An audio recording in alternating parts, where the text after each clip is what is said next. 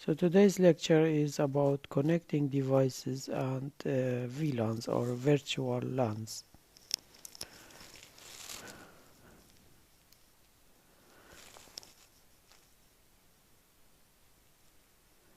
We have different types of connecting devices. We can categorize them by the layer that they belong to. So based on the layer that they operate in, we can uh, classify them to devices that operate below the uh, physical layer and below we like a hub, a passive hub. So we have these devices that operate at the physical layer like a normal hub, active hub. By passive hub we mean that it doesn't need power supply, so it's a passive element. Like when you split one, like you see uh, the coaxial cable. Sometimes when you connect it to two devices, you have a passive hub. We call it passive hub. So there's one input and two outputs. This is a passive hub. So you can connect two devices like your satellite. There's one cable coming down, and then you split it to two devices. This is a passive hub. Is a passive device. So in network also we have some passive, although they are very rarely used, but mostly we'll have active hubs that operate in the physical layer. We have devices that operate at both physical and data link layers. So like these two layers, these devices, we call them bridges or switches. So mostly nowadays we don't use these hubs, we use switches. So switch is a two-layer device. It operates in both data link layer and physical layer. We have devices that operate up to network layer, so physical, data link and network layer. We call them routers. So a router is a layer 3 device, and we have a layer 3 switches also, switches that operate up to layer 3. We have devices that can operate at all these 5 layers, like a gateway. Gateway, for example, is a server that can do some network operations like forwarding packets or doing something. So it's a device that works in all layers because you have to process the packets all through all these layers. This is the classification according to the layers. So the simplest device is the repeater, excluding of course the passive device. A repeater is a device that operates only at the physical layer. Okay, so what's the purpose of the repeater? When you have a signal and you send it over long distances, this signal gets distorted. The repeater will recondition the signal. You see, it will recondition it and return it to its original uh, condition so that you can send it over another distance. For example, if the segment length was 100 meter, for example for Ethernet, then after this 100 meter the signal gets very distorted or attenuated. You need a repeater to send it to another 100 meter distance, and so on. So if you go for long, you need to insert repeaters in between.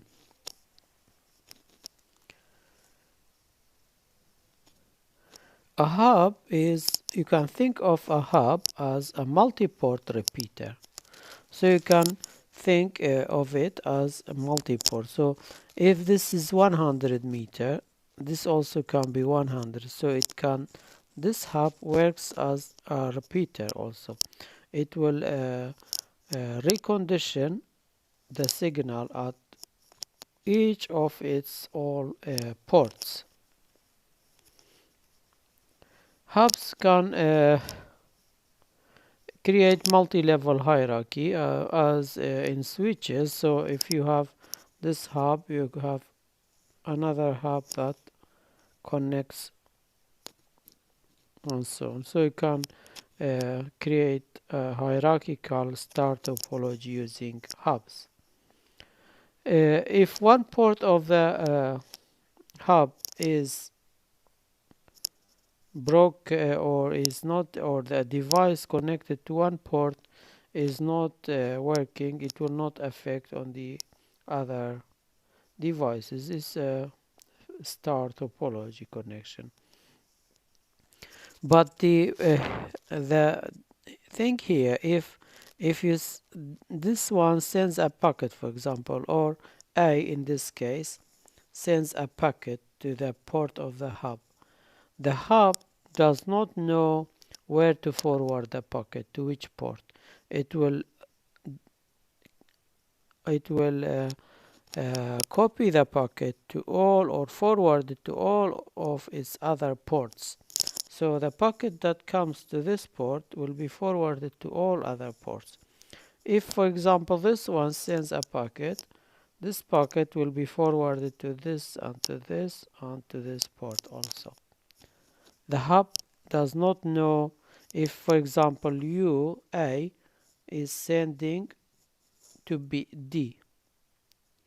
If it was a switch, when you send it here, the switch will only send it to D. But the hub does not know D is at which port. Why? Because this is layer 1 device, physical layer only. Layer 2 devices only can read the MAC addresses, and they know which device is connected to which port. So if this was a hub, if A sends a packet here, it will forward it to all other ports.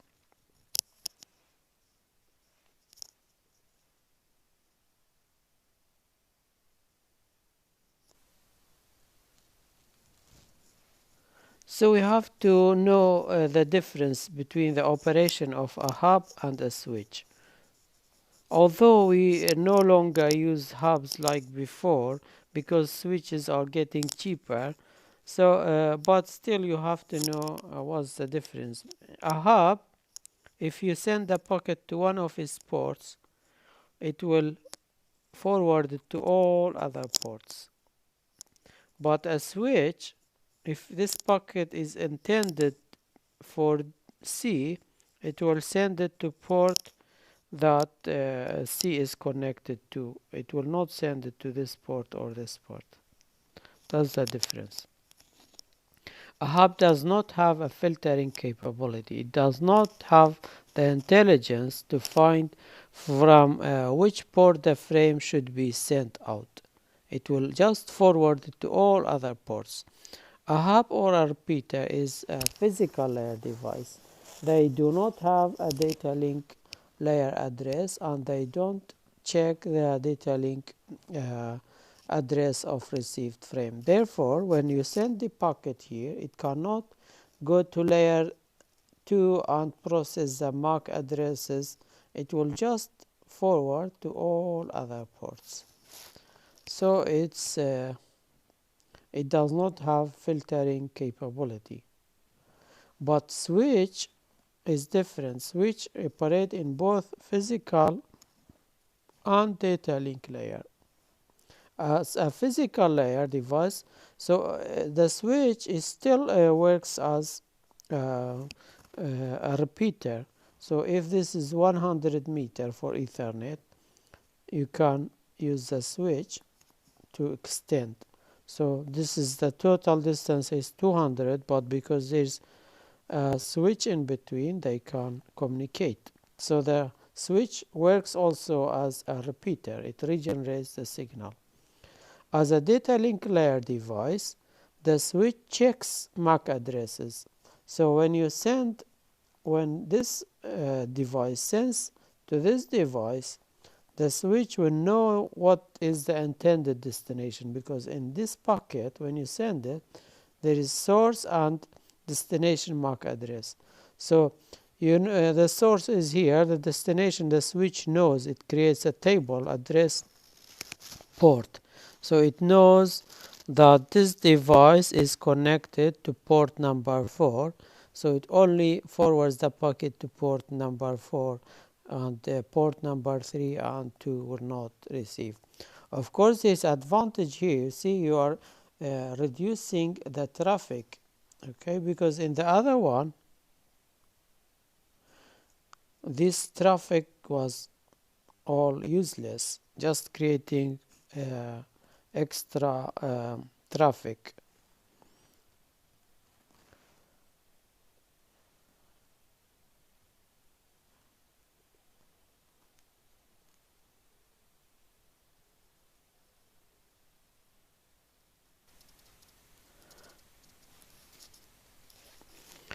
So the switch, as you said, has the is a layer 2 device. It can work in both layer 1 and layer 2, and it has the capability to filter traffic so that it can forward it to the appropriate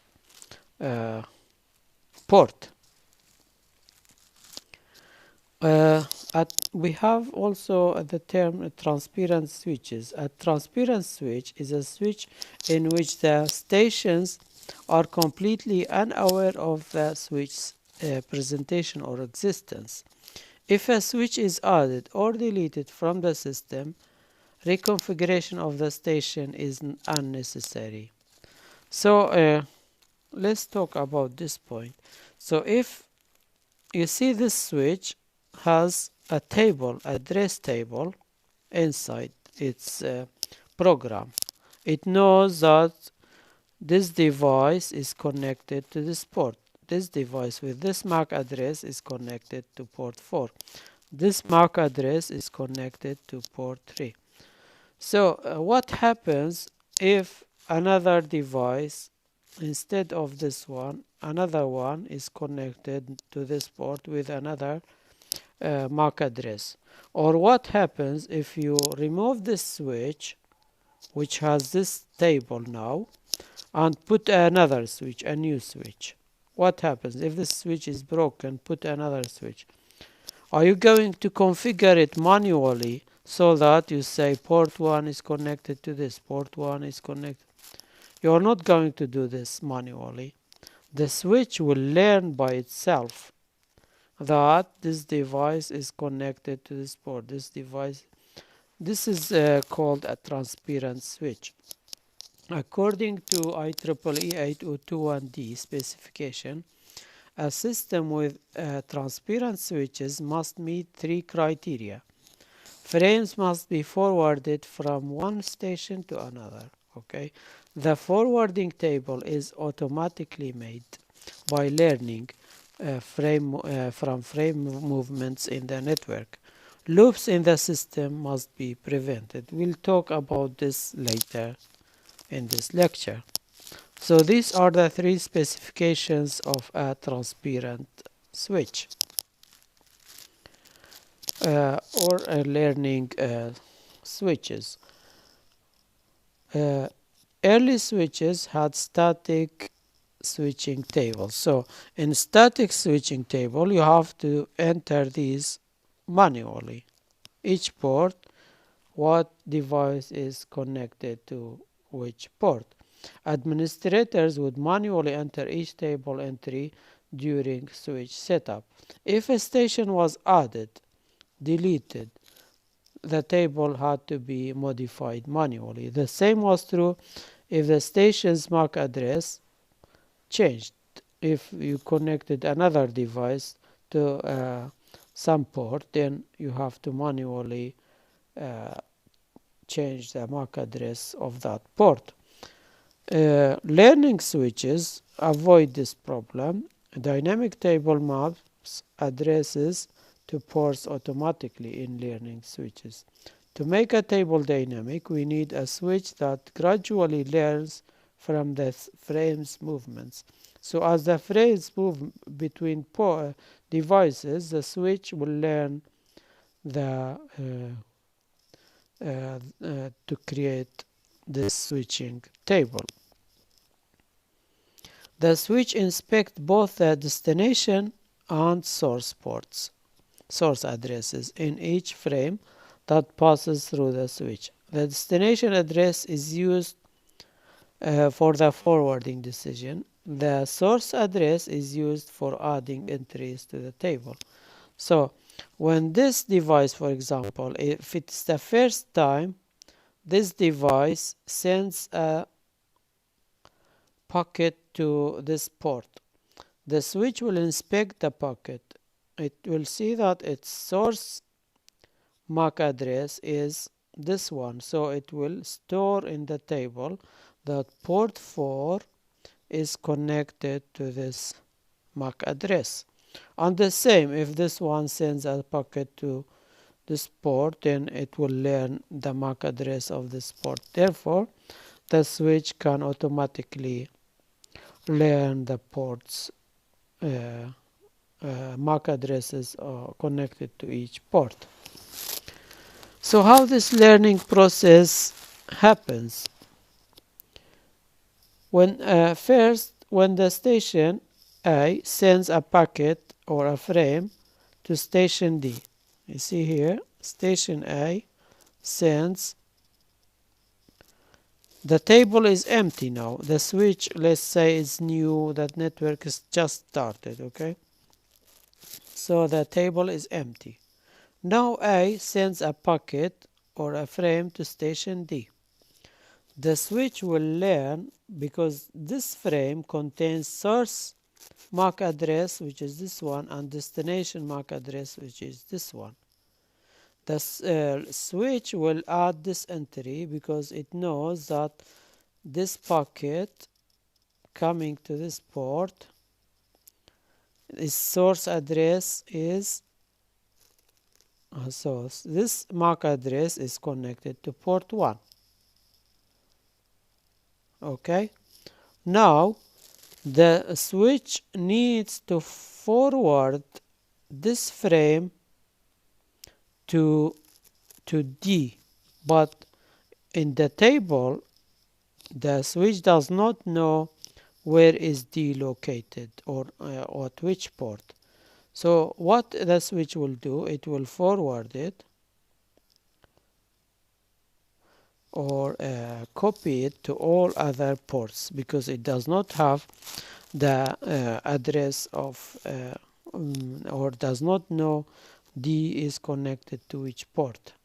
So the frame goes out from all 3 ports. It's called flooding. So we flood the frame or copy it to all other ports. Now, of course, now we added this. Okay, we added that to the table. Now, when station D sends a frame back to station B, because this was copied to all ports. Now D received the frame. D will reply, for example, to A, or it's in this case to B. D is sending to B. Okay. Now again, the source MAC address is this one. So the switch will know that port number 4 is connected to this MAC address.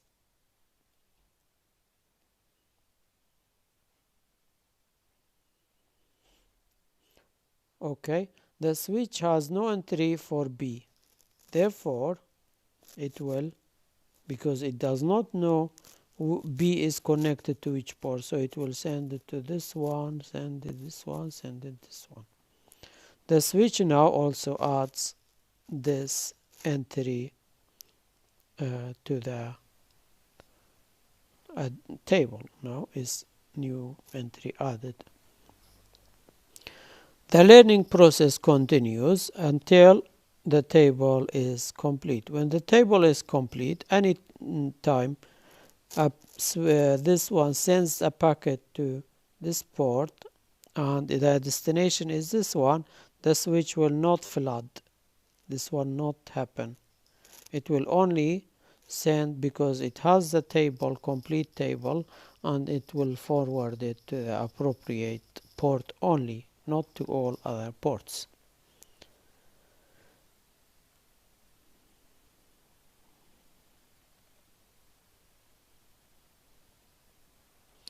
So this is the process. This is the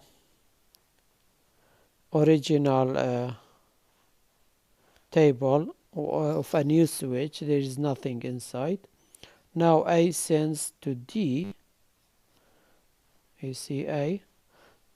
The address of a MAC address is now bound to port 1. Source address is connected to this port. Now D sends to B, for example. You know now that this MAC address is connected to port 4. So a new entry. Now if B sends to A, you know now this MAC address is connected to port 2, a new entry. If, for example, C sends to D, from here you'll learn that this MAC address is connected to port 3, and therefore now your table is complete. After that, of course, in all these cases, for example, here C sends to D. When C sends to D, the switch here knows that D is connected to port because it learned that before. It will forward it to only this port. It will not do it to the other ports. But look at this point here. Now B sends frame to A, B to A. The switch will learn this port, and it has already the port 1 MAC address, so it knows what is connected to port 1, which is this device, so it will only forward it to this device. It will not forward it to other one. But at the beginning here, when A sends to D, okay, here, when A sends to D, the switch does not know where is D. This MAC address, where is it? Because when you send, you say this is the source, this is the destination. So this destination MAC address is connected to which port? The switch does not have this MAC address in its table, so it will only can do flooding and forward it to all other ports. Okay. We have the loop problem in learning switches. Transparent switches work fine as long as there are no loops or redundant switches in the system. If they are redundant, actually redundant switches, we need them so that in case something happens to one switch, because we said the switch is a single point of failure. If the switch fails, the whole system can fail. Therefore, sometimes you may need to have redundancy so that If one fails, then you have a backup to take over until the original one is repaired. But redundancy can create loops, which is not desirable. Loops can be created only when two or more broadcasting LANs.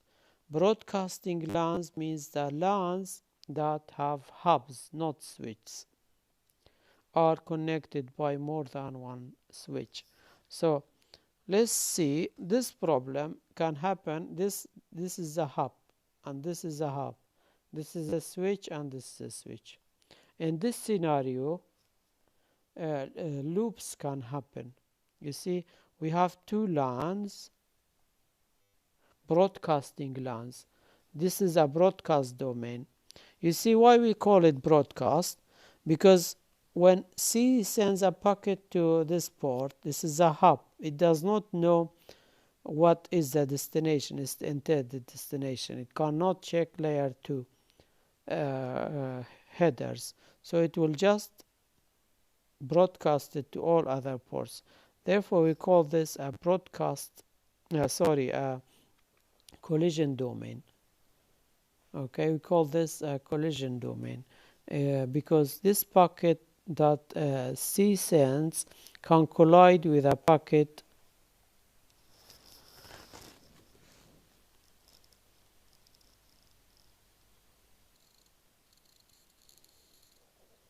so we have two LANs that are connected by two switches.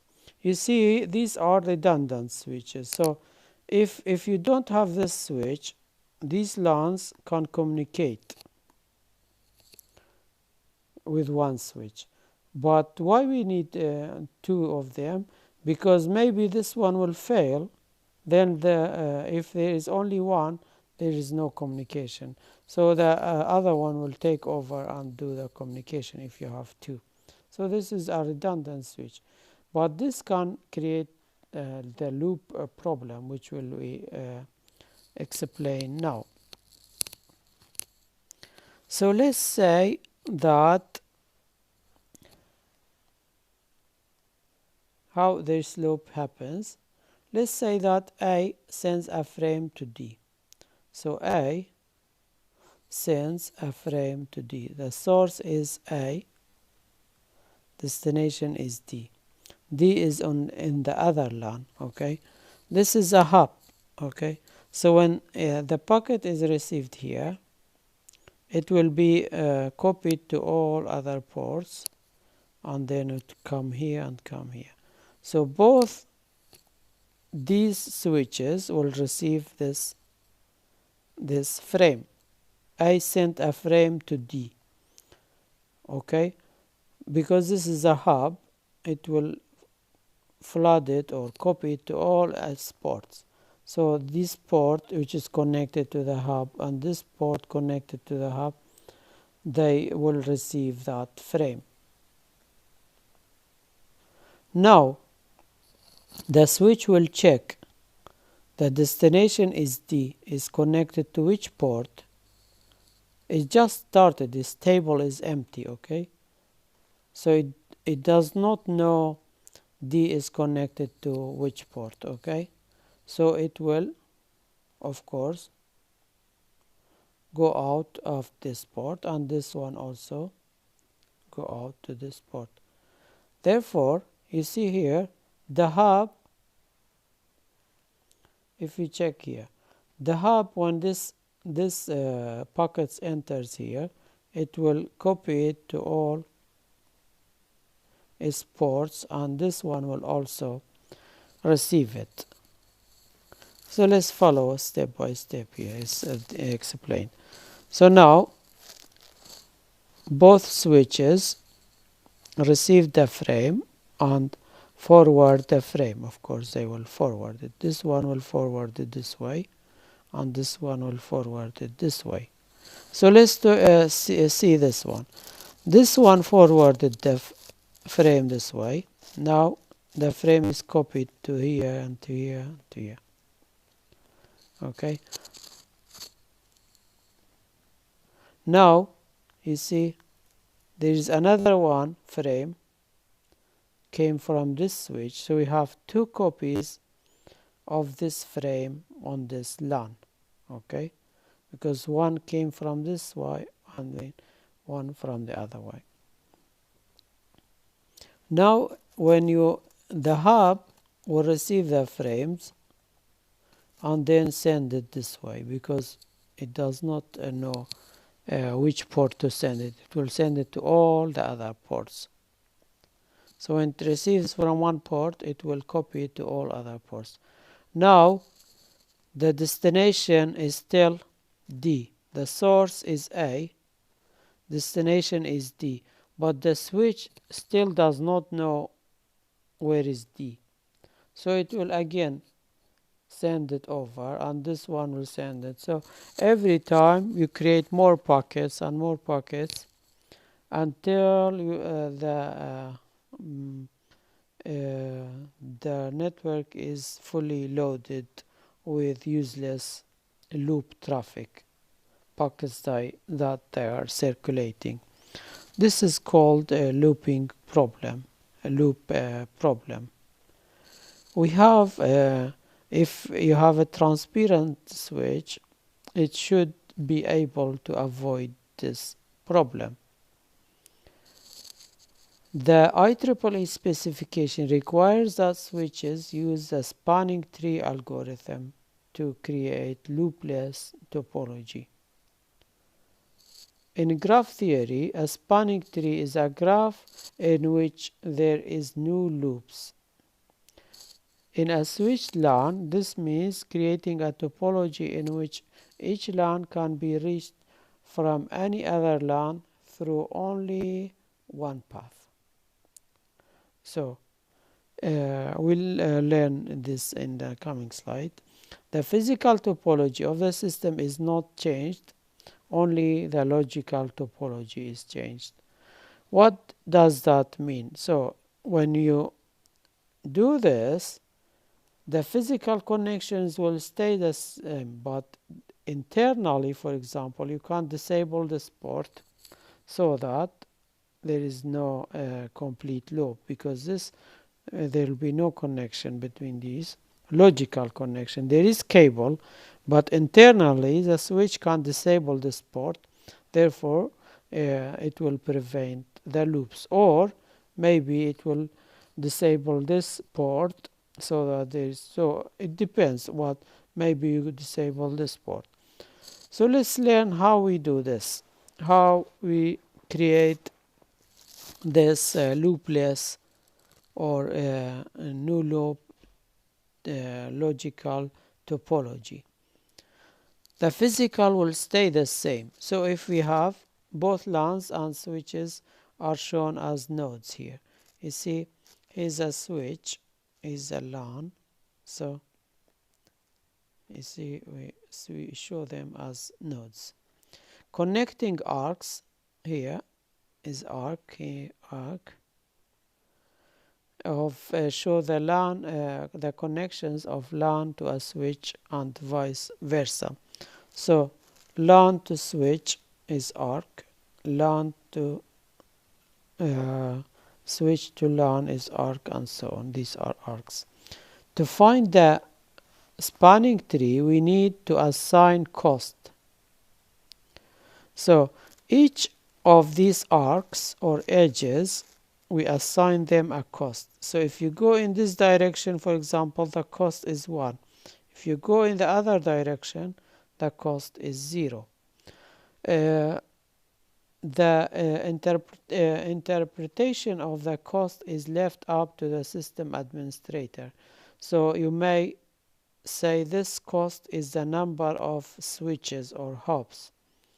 We have chosen in this the number minimum hops. So the metric, we need to reach from this point to this point using minimum hops. Hop count is normally 1 from a switch to LAN. So when you go from a switch, here's a switch, to another LAN, you count 1. But 0 in the reverse direction. So when you go from a LAN to a switch, the hop count is 0. When you go from switch to LAN, hop count is 1. So you can use that to do your tree. So how you build that tree? In 3 easy steps. You start by assigning a root to the tree, because each tree needs a root. Every switch has built-in ID. ID like how we say MAC address. It's not MAC address, but it's something unique, that there is no two switches with the same ID. Each switch broadcasts this ID so that all switches know which one has the smallest ID. The switch with the smallest ID is selected as the root of the tree. So let's say that S1 has the minimum ID, as smallest ID. Therefore, we selected this as the root of the tree. The algorithm tries to find the shortest path, least cost. Least cost in terms of what? In terms of hops in this case. From root switch to every, this is the root. Now from here to all other LANs. So you have to go from here to have path, from here to here, from here to here, with the minimum cost. The combination of the shortest paths creates the shortest tree, or the spanning tree. So how you go? You select the root and then go to LAN 1. For example, you selected this path is the shortest. Switch to LAN is 1 hop, so the cost is 1. Switch to LAN. So to go to this LAN, you can go switch to LAN is 1. And LAN to switch is 0. So here until here is 1. Switch to LAN is another 1. So total cost is 2. Maybe you select another path. If this is the root, we go through this route, let's say. Someone may say, I'll go this way. So this one is 1, switch to LAN. LAN to switch 0, so still 1. Now switch to LAN is 1, so again you get 2. So there could be another solution for this problem. This one not there. You go this way. So you connect to LAN 1 this way, to LAN 3 this way. So it's not unique solution, okay? You can have different solutions. Let's stick to the original one. Let's see. So this is the root. Now from to LAN 4, let's see how many. To LAN 4, this is switch to LAN 1. LAN to switch 0. So 1 plus 0, cost is now 1. Because we said from LAN to 0 to switch, cost is 0. From switch to LAN, cost is 1. Now until now cost is 1. From this switch to this LAN, cost is 1 plus 1 equal 2. LAN to switch, cost is 0. 0 plus 2 equals 2. So the costs are here. Cost to this one is 2. Cost to, okay. So this is one solution. Maybe someone else, as we said, will do like this. This is the root. He will go this way. I don't want this one. I go this way. So still it will be the same cost, because here 1, 0, another 1. So cost is 2. Okay. So this is not a unique solution.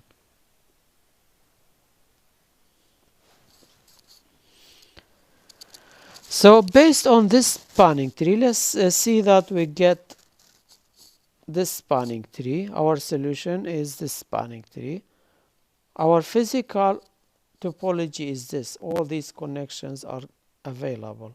But we can internally make it logically like this by disabling this port and disabling this port. You see, we can make them blocking ports. So internally, the switch will block this port, and therefore there will be no loops, and also this one also. Therefore, we will create this logical topology without any loops. You see, there are no loops here. There is no loop, complete loop.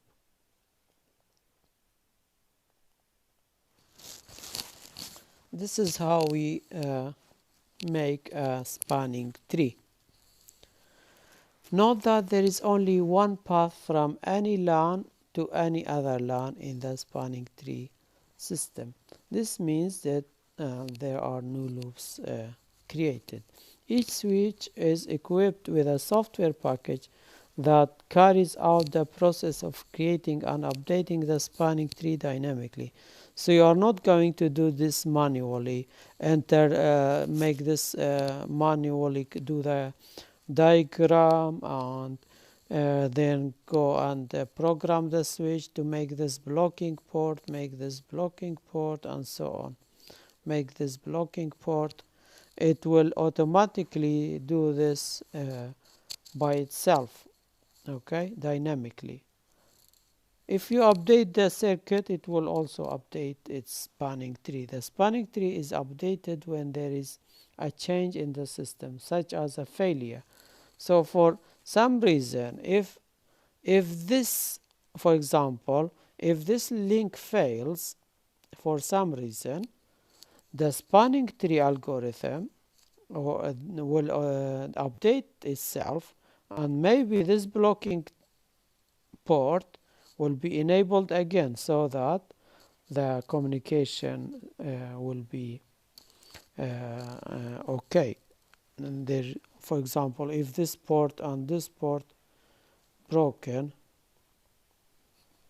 maybe it will choose to enable this port also, so they all can communicate, or maybe it will do this.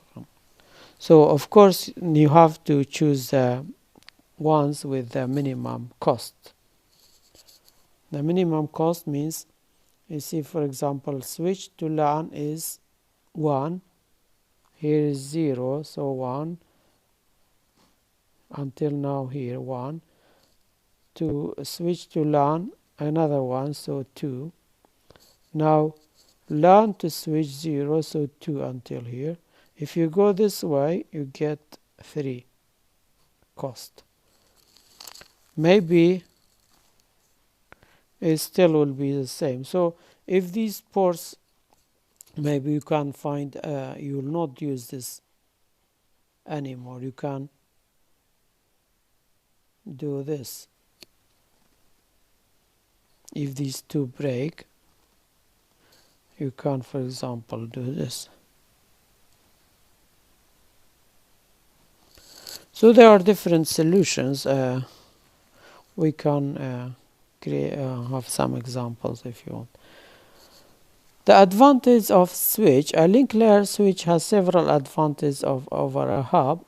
Collision elimination, because as said, a link layer switch eliminates the collision. This means increasing the average bandwidth available to a host in the network. In a switched LAN, there is actually no need for carrier sense multiple access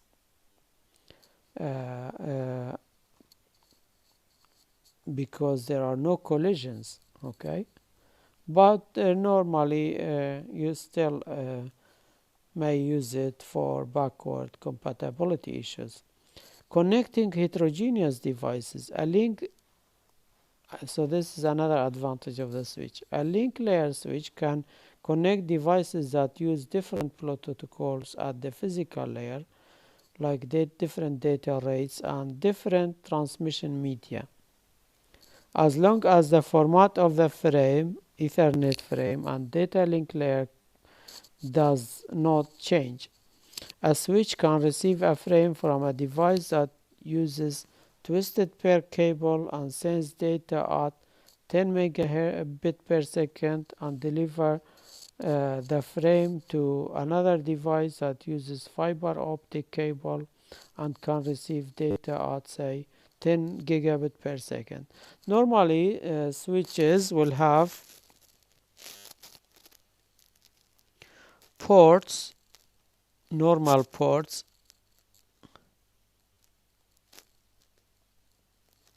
and some ports that can accept modules. You can of course attach different modules to these ports. So this can be normal like UTP cable. This can be fiber. For example, you connect it to fiber optic cable and so on. We have another device. So we studied hubs, we studied repeaters, hubs, switches. We have another device that we'll study in more detail later, but just overview today, are called the router. Router is layer 3 device. It can work as a physical layer data link and up to a network layer. As a physical layer, it regenerates the signal just like a repeater or a switch. As a data link layer, the router checks the physical address or MAC addresses of source and destination. As network layer device, the router checks the IP addresses, which we'll study later. A router can connect networks. In other words, a router is an internetworking device. So it can connect a LAN to another LAN. It connects independent networks to form an network or internet, as we said in the first lecture. Differences between a router and repeater or a switch. A router has physical and data link and logical addresses. Physical or MAC address, logical or IP address for each of its interface. The switch will only have MAC addresses. A router acts only on those packets in which the link layer destination address matches the address of the interface at which the packet arrives. A router changes the link layer address of the packet, both source and destination, when it forwards. You don't need to just, we'll study them in more detail later. So the router will normally connect a LAN to rest of the internet or to another LAN. For example, we have different LANs connected via backbone. Then we connect it to the internet using a router.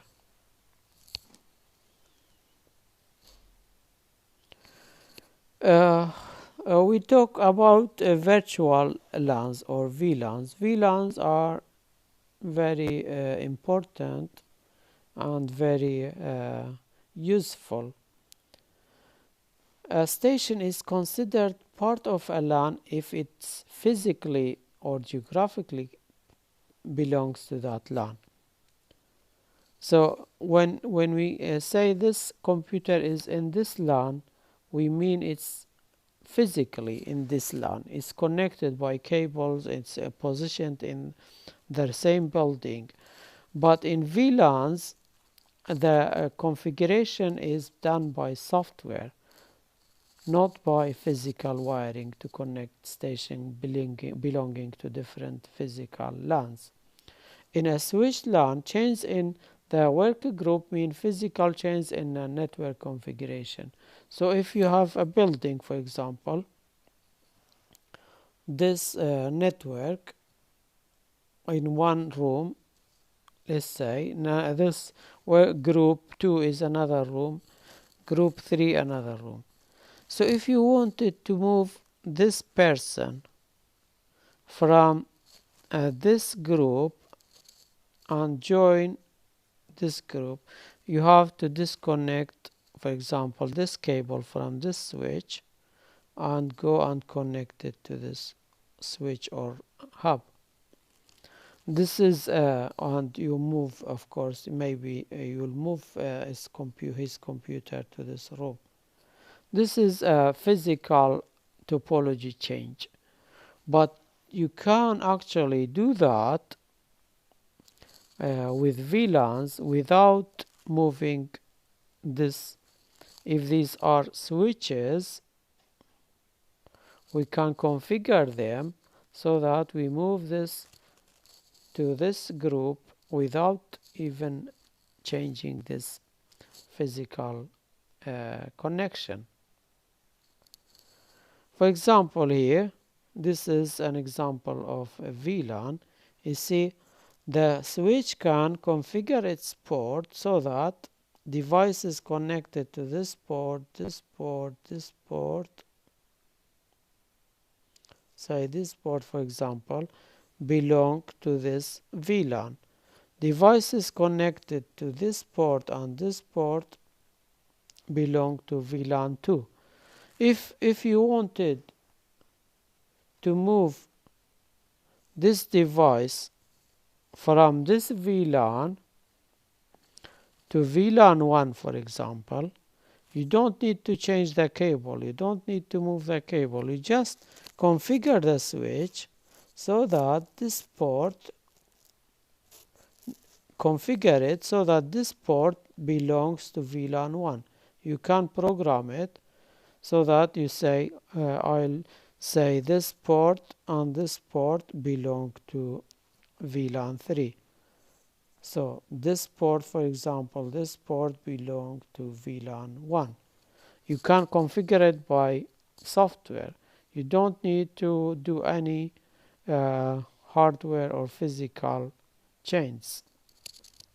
So it's easy to move devices between different LANs without doing any physical change.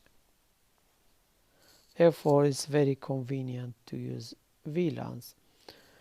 VLAN technology even allows the grouping of stations connected to different switches via VLANs. So, for example, here you see this is hierarchical. You can still move from here. You see this one and this one LAN there. You can you see still it's possible to make a device connected to this switch and another device connected to this switch group of the same VLAN. Okay, so it's not restricted by one switch. You can have different layers of switches, but still you can configure VLANs. A VLAN defines broadcast domains. VLANs group stations belonging to one or more physical LANs into broadcast domains. We talk about broadcast domains when we talk about layer 3. The stations in a VLAN communicate with one another as though they belong to a single physical segment. So this will be a broadcast domain, this will be a broadcast, and this one it will behave like they are belonging to the same LAN.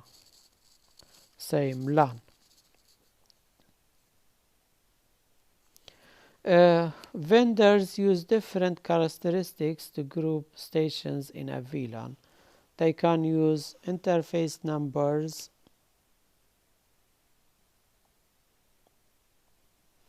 they can use for example port number 1, port number 2, as we said, and 3 belong to VLAN 1. So you can easily configure. You can use MAC addresses, you can use IP addresses, you can use multicast IP addresses. We'll talk about them later, and combination of these things together.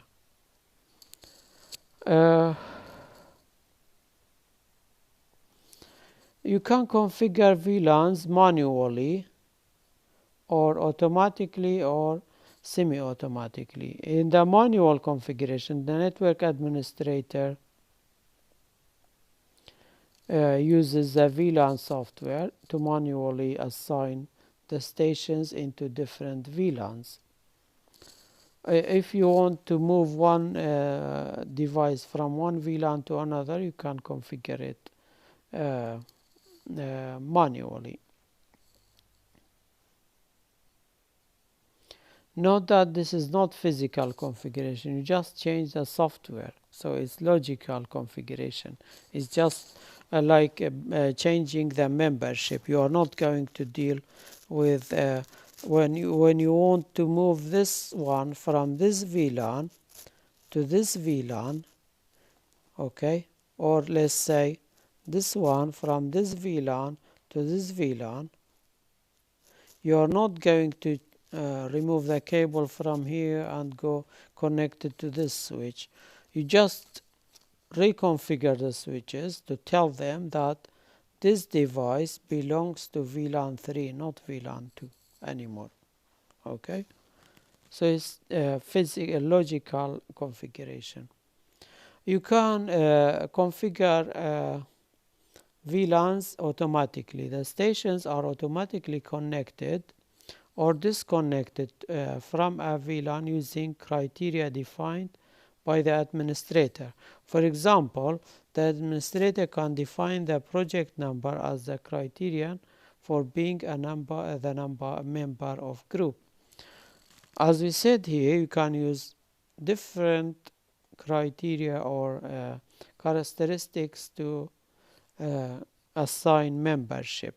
So for example, the administrator can say that MAC address is this one and this one and this one belong to this VLAN and so on.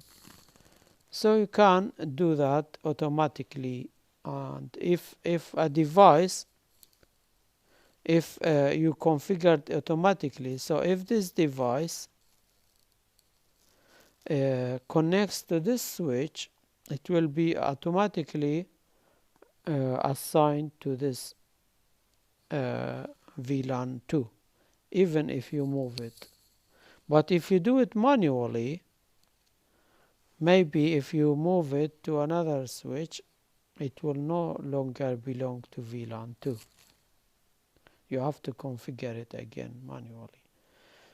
You can also do semi-automatic configuration. This is somewhere between the manual and the automatic configuration. Usually the initialization is done, you initialize manually, but the updates are done automatically. For example, let's say you configured this manually so that this device with MAC address, this MAC address belongs to LAN 2. So now if you move this device to another switch or somewhere else, the switch knows what's the MAC address connected to this port, and it knows that this MAC address belongs to VLAN 2, so it will again put it on VLAN 2. This is a semi-automatic configuration.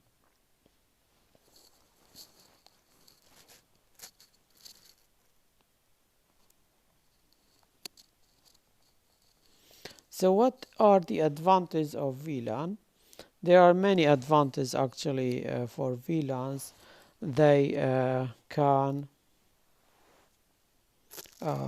reduce cost and reduce time. VLANs can reduce the migration cost of stations going from one group to another. Instead of recabling and moving, it's just software. You just configure the software to do that and put the that device in the new or the another group. Creating virtual work groups. VLANs can be used to create virtual work groups. For example, in a campus environment, professors working on the same project can send broadcast messages to one another without the necessity of belonging to the same department. Okay, this can reduce traffic in the multicasting capability of IP if the multicasting capability of IP was previously used. Uh, you'll understand this later when we talk about broadcast and multicast. Security. VLANs provide an extra measure of security. People belonging to the same group can send broadcast messages with the guaranteed assurance that users in the other group will not receive that message. So for example, when this device belonging to VLAN 2 sends a message broadcast, these devices connected to this switch would not receive that broadcast message. Only devices configured to be belonging to this LAN will receive that broadcast message. So only this device will receive it. So that of course provides some extra measure of security.